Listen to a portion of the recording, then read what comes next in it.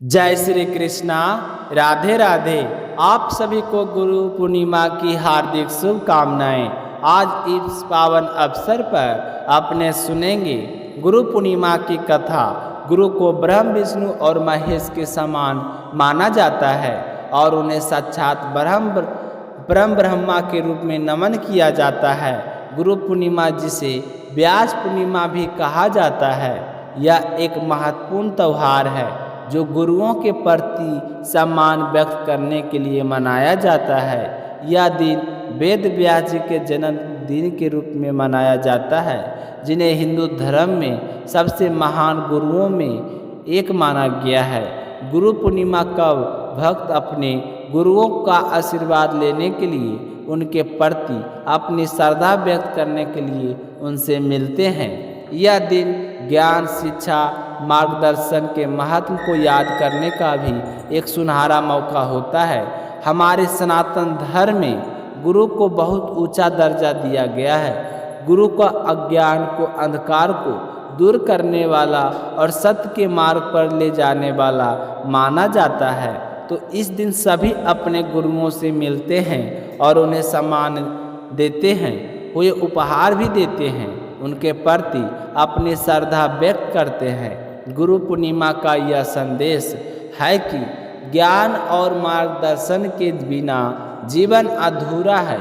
गुरु ही हमें सही मार्ग दिखाते हैं और अपने जीवन में सफलता प्राप्त करने में हमारी मदद करते हैं। अगर आप गुरु पूर्णिमा के दिन अपने गुरु के पास उनसे मिलने के लिए जा रहे हैं तो उनके आदर में किसी भी प्रकार की कमी नहीं होनी चाहिए। गुरु के सामने हमेशा झुककर प्रणाम करना चाहिए।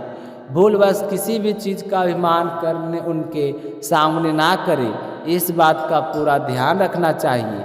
जिस प्रकार कुएं में रस्सी के द्वारा डाला गया बर्तन जितना ज़्यादा झुकाया जाता है उतना ही ज़्यादा पानी आता है, इसी तरह गुरु के सामने विनम्र रहकर आप उनकी ज़्यादा से ज़्यादा कृपा पा सकते हैं, क्योंकि गुरु शिष्य परंपरा में गुरु पूर्णिमा का दिन बहुत ही विशेष होता है। इस गुरु के प्रति आभार व्यक्त करने का अवसर होता है, क्योंकि गुरु हमें ज्ञान के अंधकार में निकलकर ज्ञान रूपी प्रकाश में ले जाते हैं। सनातन धर्म में कहा जाता है कि गुरु के बिना परम ज्ञान और मोक्ष दोनों ही प्राप्त नहीं होते हैं। तो अब अपने सुनेंगे आज की दूसरी कथा, गुरु पूर्णिमा की कथा। तो गुरु पूर्णिमा का पर्व मनाने के पीछे मुख्य कारण है महर्षि व्यास जी का जन्म। महर्षि वेद व्यास भगवान विष्णु के अंश के रूप में धरती पर आए थे।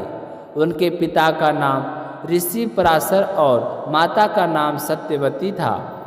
उन्हें बचपन से ही आध्यात्मिक और बहुत ही रुचि थी, जिसके पूरा करने के लिए उन्हें एक बार अपने पिता से प्रभु दर्शन की इच्छा प्रकट की और कहा कि मैं वन में जाकर प्रभु दर्शन करने के लिए तपस्या करना चाहता हूँ। यह तो सब सुनकर उसकी माता ने उसे मना कर दिया, लेकिन महर्षि वेद व्यास जी ने अपनी माता इसके लिए हट किया, तपस्या करने के लिए राजी कर लिया।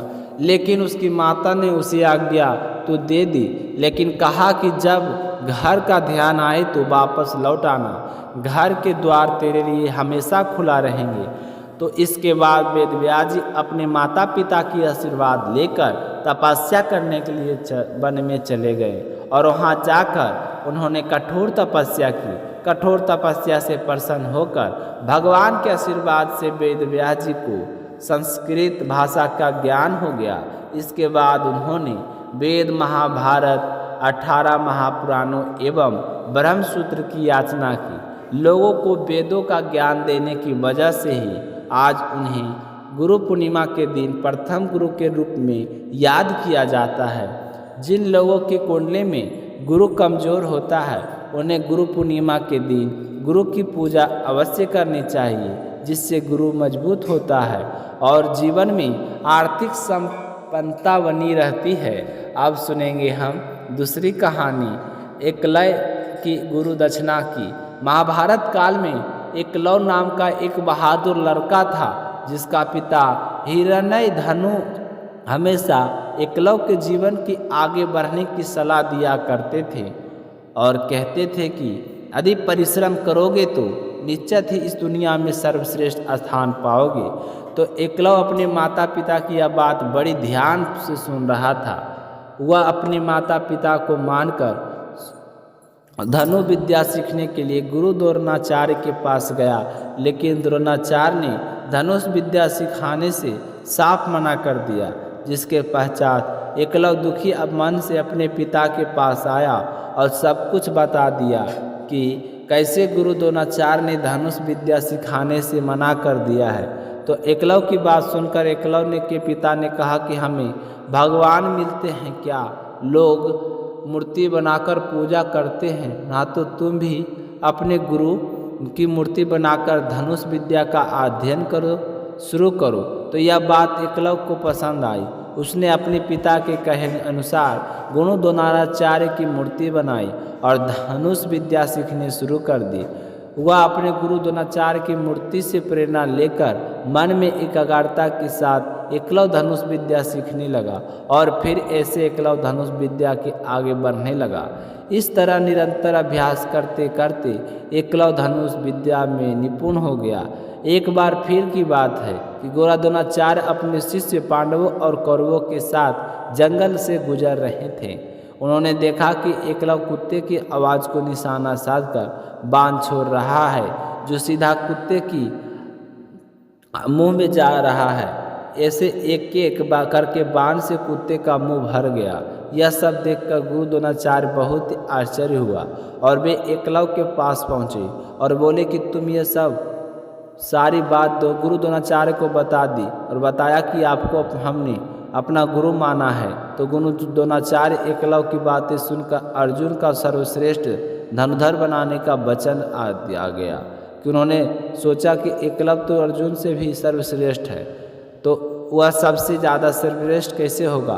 तो उन्होंने मन ही मन एक चाल सोची और फिर एकलव्य से कहा कि तुमने मुझे चाल सोची, गुरु तो मान लिया, लेकिन गुरु दक्षिणा कौन देगा।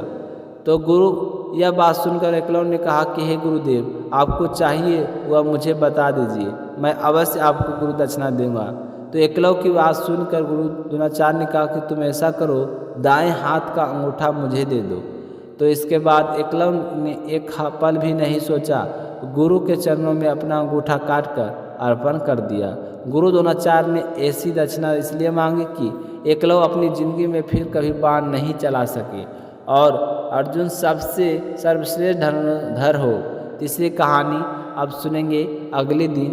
तो आज ये कथा आप सभी सुनकर कैसा लगा कमेंट करके ज़रूर बताइएगा। साथ ही अगर आपने शीला भक्ति चैनल को सब्सक्राइब नहीं किए अभी तक तो चैनल को सब्सक्राइब जरूर कीजिएगा।